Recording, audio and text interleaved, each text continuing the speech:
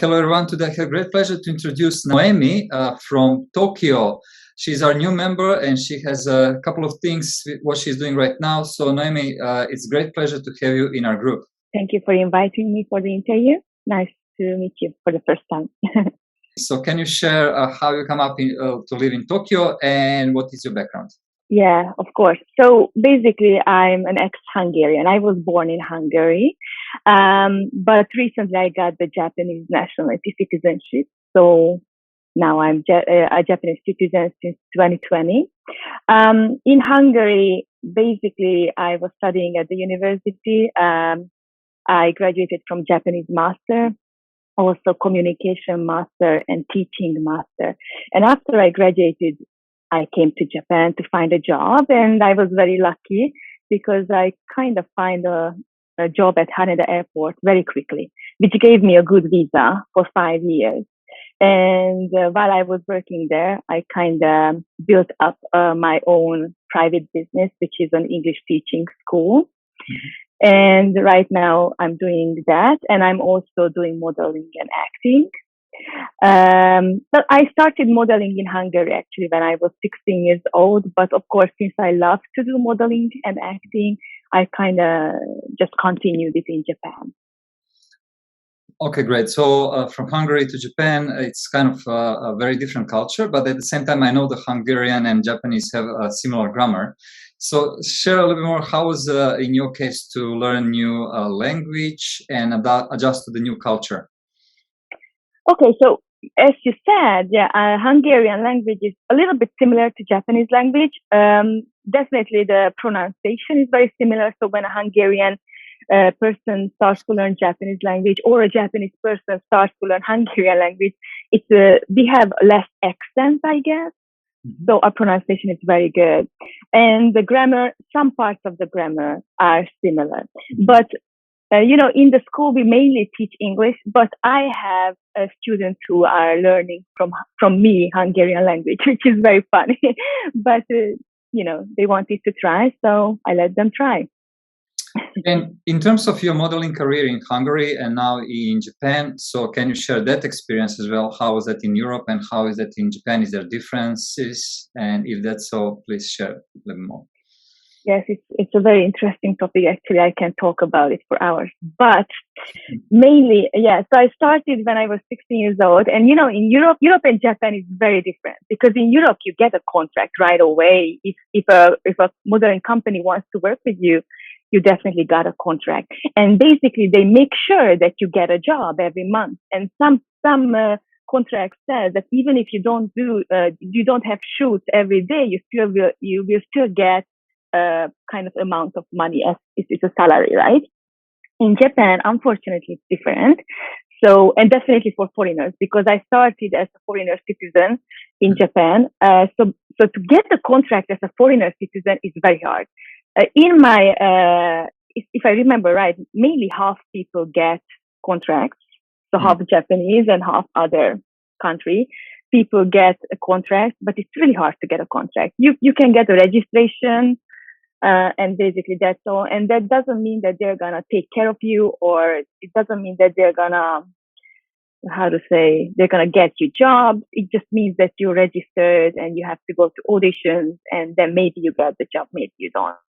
And also there's a very big difference between cancellation fee or transportation fee or tax, because in Europe, it is obvious that the company and the client will pay for your transportation fee, they will pay for the tax, and also they will pay a cancellation fee if the photo shoot has been canceled for some reason. Mm-hmm. In Japan, none of those happens, because usually if you get the details of the photo shoot, you might get a price like, 50,000 yen or 100,000 yen, but that does not, usually it's already included, the tax is already included, and then usually they don't pay for the transportation fee unless it's not in the city you're living in.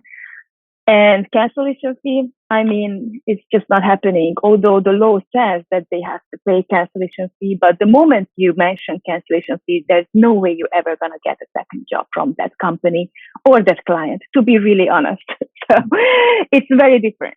And how is now when you changed your nationality to Japanese? Is now is getting a little bit easier for you to get the professional contract, or is still kind of It's hustling? still the same. I think it's about the face, you know. It's just Mm, about the face, which is sad to say. Nobody cares whether I'm Japanese or not officially.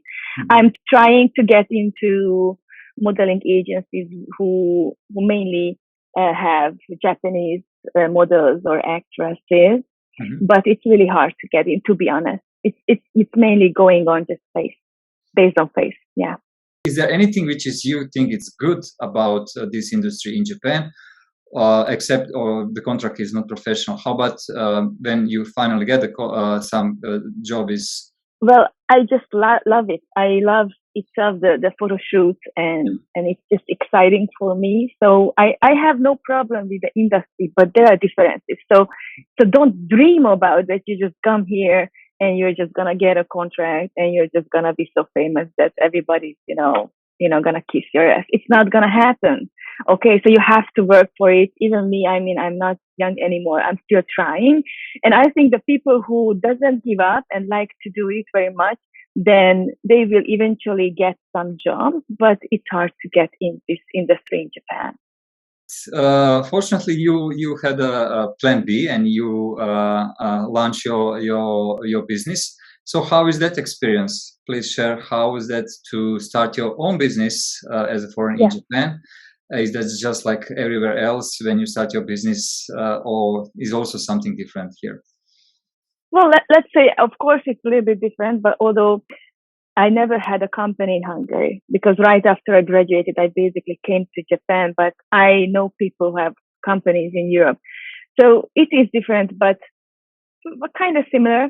There are difficulties. How to say? I mean, of course, when you start something to build up by your own, by Mhm. yourself alone, it's not easy. It takes time. And for me, it was because I started my private school alone. So basically, it took me about half a year, almost a year, until I could say that okay, I can do this, and I can I can have some money coming in like in long term.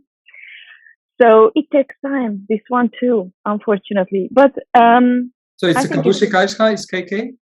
Yeah. no. I No. have a coding studio, so Mhm. it's like a private company, and then I have contracted teachers, Mhm. 12 teachers right now, Great. and we teach English mainly. But we since my teachers are all from all different countries, so they have all different kind of nationalities. Some of them teaches their own mother language, so like French language or German language or Chinese language. And I teach Hungarian. And we also do translations, interpreting. We do guiding, but not since coronavirus happened. Mhm. And we also have a contract with kindergartens and nursery schools where we go teach a few times a month. Mhm. Uh, Hopefully it's gonna get better for the children too in Japan because they need to learn more English. They need to start English from a very young age. Sure. That's my opinion. Yeah. How COVID impacted your business? Let me see. So last year was hard on us because my company was not based on having online lessons. Okay. So we usually went out to meet the customers. And so last year was very hard because we lost a few customers because of COVID, because we couldn't meet, of course. So I kind of launched the online lessons, which was not easy to start because all the teachers had to learn how to use Zoom or Facebook Messenger and to just try to, learn while teaching also. And some customers are not young, how to say. So for them to use a computer and to learn how to use Zoom is probably for them it was harder to learn how to use a computer than for us. So it was hard. But this year, fortunately, 2021 got better and some customers came back and we have some new customers right now. But I think it really depends on what type of industry you are in. Education is always a hard industry because when people don't have money, they usually use that small amount of money to buy food, not to buy education. And teaching English or learning something is education. Mm. Thank you for sharing that. And who are your typical clients? You said you lose some clients, and then some clients come back to you. Is that most of them institutions, or you also working with the individuals? We work with individuals. I have some teachers who work with just individuals, and I have some teachers who are working with children in kindergartens and nursery schools. I have some, not really teachers, but some lawyers who speak English and Japanese, and they do the translations mainly. Mm-hmm. And I have some interpreters who are doing the guiding together because it's very similar. Yes. So it depends on, it depends on the customer, what they want. And we try to manage, and try to do what the customer really wants to do. So what is the best way to learn more about your program? We have one office in Gotanda, but mainly my teachers are going out to private offices or nursery schools or kindergartens. So, Tokyo is very big. So most of my customers are actually asking us to go to their office either way or meet somewhere else in a quiet place. We don't go to the customer's house. It's just, it's just not good to do that. Especially now, during the COVID, Mm-hmm. Yes, but we do go to their offices, or we find places where it's quiet and we can teach them English. It is actually not a bad thing when you can meet a customer in different places. It just helps to learn, actually. Mm-hmm. And yes, basically, that's what we do. But if somebody wants to meet us or wants to learn English or wants to learn any kind of other language, hopefully we teach, then we have an Instagram account. The Instagram account is @KingSpeechLesson. And I'm definitely checking it every day. So you can contact me there.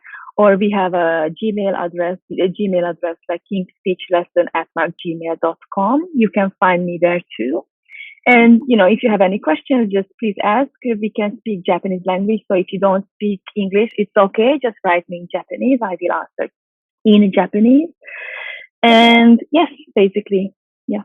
Yeah. Okay, great. And my last question is in terms of the, since you are still in a modeling and you are a business owner, so I can imagine you are living kind of busy lifestyle, as many people in Tokyo. So what do you do to re-energize yourself and to keep yourself healthy? Oh, good question. Well, I like to ride my bicycle. So if I have time, I usually just go out to next to the river. There's a cycling road. And I like to ride my bicycle there, sometimes over for 2 hours, but it really depends on my schedule. And I like to travel. I love to travel. If I have the chance to go to an onsen or just go to the beach, I usually do. Unfortunately, these last 2 years was hard because even if you can travel maybe just in Japan, you cannot really travel abroad. And even in Japan, it's very strict. So probably the only place I went in the last 2 years was onsen.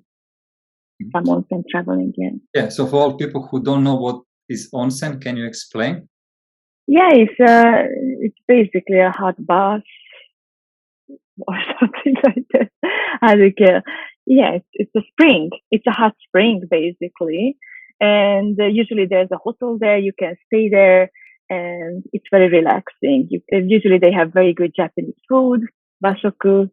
And some of them are in the mountains, so you can also climb the mountain and, be in nature. But it's basically a hot. And it's divided men and women, so it's really. Oh yes, because I forgot. But you know what? There are some onsens where it's not divided though. Yeah. But in that case, they have to wear the swimsuits and those kind of things. But mainly it's divided, yeah. Okay, Noemi, thank you so much for sharing your experience of living in Tokyo, starting your own business. Congratulations that you kind of survived difficult time. Let's have some riding together in Tokyo by bike. I also like to ride a bike, so let's do it one time. Okay, let's go together. Yeah.